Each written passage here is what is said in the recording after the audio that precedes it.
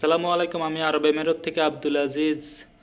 দেশে মুক্তিযুদ্ধের কোটা আছে, দেশে পঙ্গুদের জন্য কোটা আছে, দেশে তৃতীয় লিঙ্গের জন্য কোটা আছে। তাহলে মুক্তিযুদ্ধের কোটা যদি রাখতে হয় তাহলে প্রবাসীদের কোটা কই? আচ্ছা, পঙ্গুদের জন্য তৃতীয় লিঙ্গের জন্য কোটা আছে, সেটা মানা গেল। প্রবাসীদের জন্য কোটা কই? আপনি যদি মুক্তিযোদ্ধার জন্য কোটা রাখতে হয় তাহলে প্রবাসীদেরকেও কোটা দিতে হবে। আর প্রবাসীদের জন্য যদি কোনো কোটা না দেন তাহলে রেমিটেন্স বন্ধ, সোজা কথা, শাটডাউন রেমিটেন্স।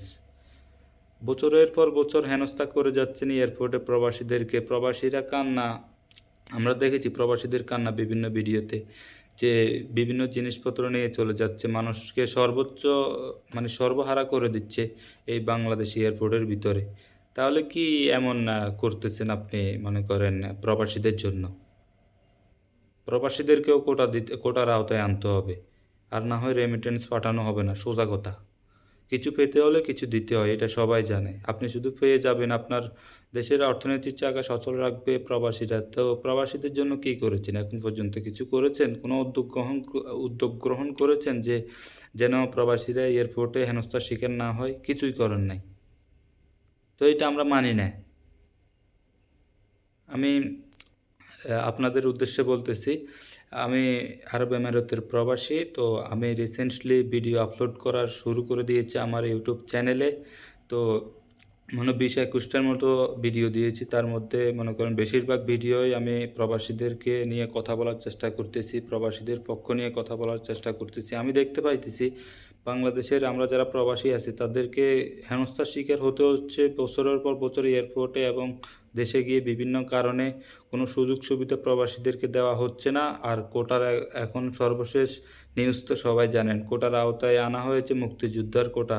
কিন্তু মুক্তিযুদ্ধের নাতিপুতিদের জন্য কোটা থাকলে প্রবাসীদের কোটা কেন থাকবে না?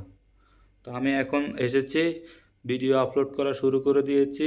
প্রবাসীদেরকে নিয়ে বেশিরভাগ ভিডিওতে কথা বলতেছি, প্রবাসীদেরকে নিয়ে। কারণ আমাদেরকে কথা বলতে হবে, নিজেদের কথা নিজেদেরকেই বলতে হবে, অন্য কারো উপরে মনে করেন নির্ভর করে লাভ নেই, এটা বোঝা হয়ে গেছে। এখন আমি চলে এসেছি, প্রবাসীদেরকে নিয়ে কথা বলবো। আপনি যে কোনো ধরনের হেনস্থা যদি বাংলাদেশ এয়ারপোর্টে হয়ে থাকেন কমেন্ট করে জানান, আমি আপনার বিষয় নিয়ে ভিডিও করব। ডিটেলসে আপনি জানানোর চেষ্টা করেন। কারো পা চেটে বড় হতে আসেনি এখানে, এসেছি নিজের প্রতিভা দিয়ে যদি কিছু করতে পারি করব, না পারলে নাই। এখন পর্যন্ত কোনো ভিডিও তো বলি নাই আমার চ্যানেলটা সবাই সাবস্ক্রাইব করে দিন, আমার চ্যানেলের ভিডিও সবাই শেয়ার করে দিন, কিছুই বলি নাই। লাইক করেন, কিছুই বলি নাই, বলবো না। পারলে নিজের প্রতিভা দিয়ে নিজের ক্ষমতা দিয়ে চ্যানেল বড় করব, আর না পারলে নাই। আমি এসেছি প্রবাসীদের নিয়ে কথা বলবো। আপনারা সাপোর্ট করার দরকার নাই, আপনারা আপনাদের সমস্যাগুলো জানান।